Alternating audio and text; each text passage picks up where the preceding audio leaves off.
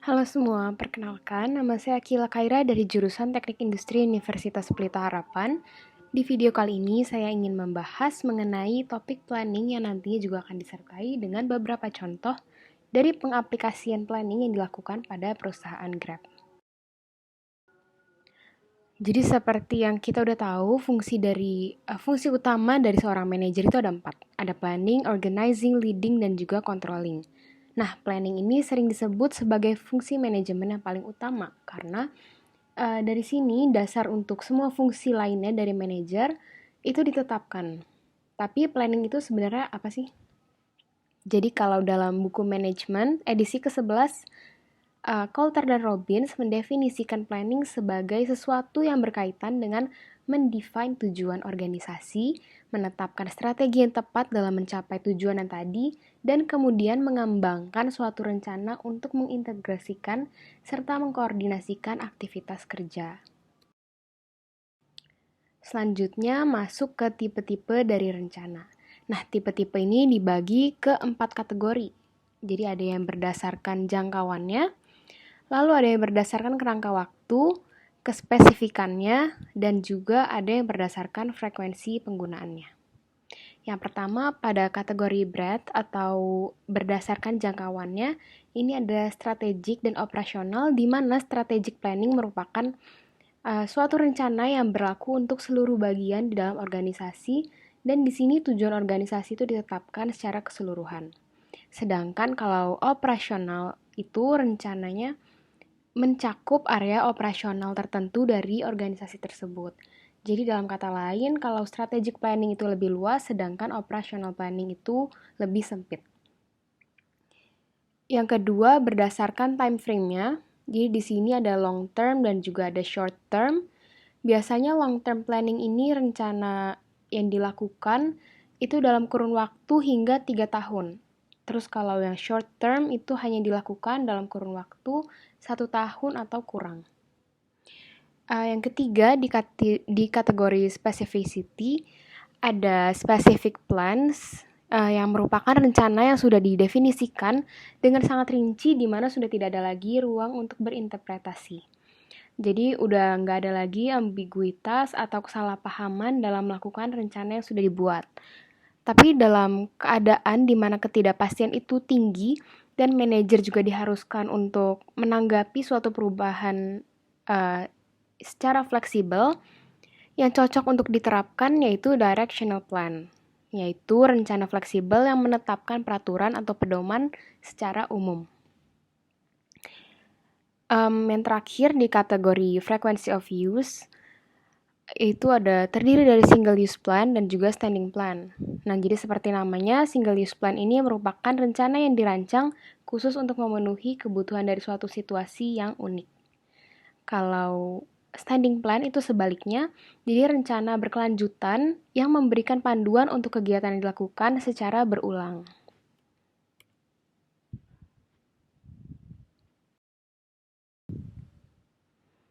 Nah, di sini udah ada beberapa contoh perencanaan yang udah pernah atau sedang dilakukan oleh Grab. Di sini ada foto para karyawan di Grab yang lagi bekerja dari jarak jauh. Di paling kiri, jadi sejak pandemi ini banyak perusahaan yang menerapkan sistem remote working seperti Grab. Jadi mereka diharuskan untuk fleksibel agar tetap bisa bertahan di era pandemi seperti sekarang ini. Nah, ini masuk ke directional plan. Jadi selain itu mereka juga melakukan pengaturan tim. Di sini istilahnya yaitu split team. Jadi split team ini merupakan bagian dari business continuity planning dari Grab. Jadi di sini anggota dari para tim itu disesuaikan dengan jadwal kerja yang berbeda dari masing-masing karyawan. Jadi dibuatnya tim ini fungsinya untuk memastikan bahwa layanan Grab tetap beroperasi dengan baik dan secara berkelanjutan. Jadi di contoh yang pertama ini masuk juga ke operational plan. Terus yang kedua ada strategi bisnis dari Grab.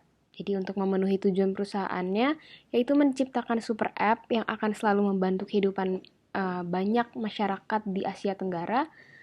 Mereka memilih untuk bekerja sama dengan tim operasional dan eksekusi sambil membangun ground truth untuk menciptakan jalan yang inovatif ke depannya. Namun mereka juga memastikan untuk tetap realistis. Nah, strategi tadi itu termasuk ke strategic planning. Terus di foto yang terakhir ada Uber dan Gojek merger. Jadi di tahun 2018 kemarin, Grab Indonesia mengumumkan tentang rencana yang akan mereka lakukan pasca akuisisi Uber. Jadi rencana yang mereka buat di tahun sebelumnya atau tahun 2017 yaitu untuk meletakkan dasar-dasar dan cara baru untuk melayani masyarakat Indonesia yang kemudian dieksekusi di tahun 2018. Jadi dalam jangka pendek, dengan adanya akuisisi, mereka mengharapkan akan semakin banyak pengemudi serta penumpang dan menciptakan pasar yang lebih efisien lagi. Jadi dengan meningkatnya utilisasi, maka biaya untuk melayani akan turun dan penghematan dapat diteruskan ke pengemudi dan penumpang.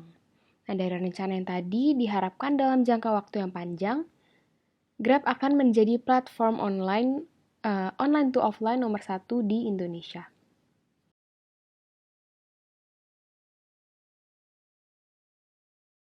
Selanjutnya masuk ke isu-isu yang kerap terjadi pada tahapan planning.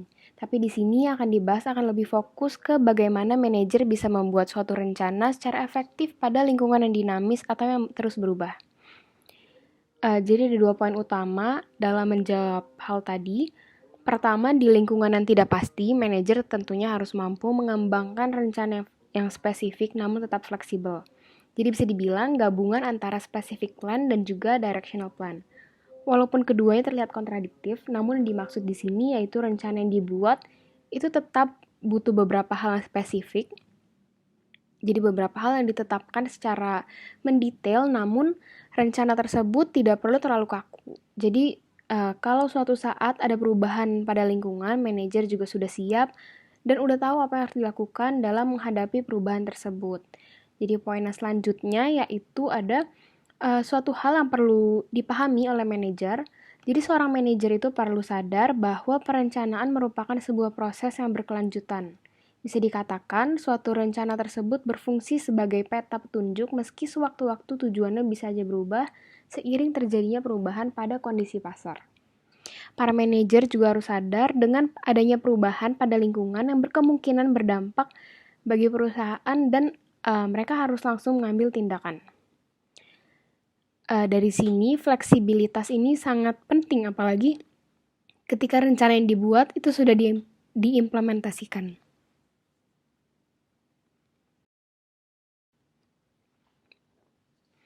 Sekarang kita lihat contohnya pada perusahaan Grab lagi.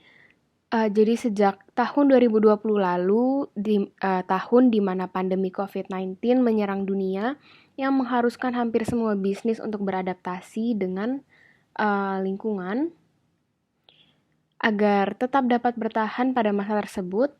Jadi di sini pandemi COVID merupakan contoh nyata akan lingkungan yang tidak pasti. Nah, tanpa terkecuali, Grab juga tentunya ikut terdampak dari pandemi COVID-19, terutama pada bidang transportasinya. Apalagi sempat dilakukan lockdown di berbagai titik serta juga dilaksanakan PSBB. Jadi banyak penumpang yang juga merasa kurang nyaman berpergian menggunakan transportasi umum layaknya GrabCar atau GrabBike. Tapi di sini pihak Grab bertindak cepat dan akhirnya salah satu inisiatif yang diluncurkan oleh Grab yaitu Grab Protect. Jadi Grab Protect itu apa? Grab Protect itu adalah standar kesehatan serta kebersihan yang harus ditaati baik oleh pengemudi maupun oleh penumpang. Jadi Grab juga merancang partisi plastik yang membatasi penumpang dengan pengemudi seperti yang bisa dilihat di layar di buletan yang di bagian kiri atas. Selain itu juga diterapkan teknologi geofencing yang bisa memastikan bahwa pengemudi tetap menjaga jarak ketika di lapangan. Terus ada juga teknologi verifikasi mask selfie. Jadi teknologi ini itu dirancang untuk memastikan bahwa pengemudi terus menggunakan masker sebelum mereka mengambil pesanan apapun. Dan bahkan di beberapa kota juga udah banyak armada GrabCar yang dilengkapi dengan in-car air purifier untuk memberikan kualitas udara yang lebih baik di dalam mobil sehingga penumpang juga merasa lebih nyaman dan supir juga dan pengemudi juga merasa lebih lebih nyaman juga untuk lebih nyaman dan lebih merasa aman di dalam mobil. Jadi tadi itu ada beberapa usaha yang dilakukan oleh Grab, terutama dalam bidang transportasinya dalam menyikapi masa pandemi COVID-19. Jadi sekian pembahasan saya tentang topik planning beserta dengan beberapa contohnya pada perusahaan Grab. Di sini juga ada beberapa sumber yang saya gunakan dalam pembahasan untuk topik planning ini. Semoga pembahasan ini dapat membantu teman-teman semua dalam memahami topik.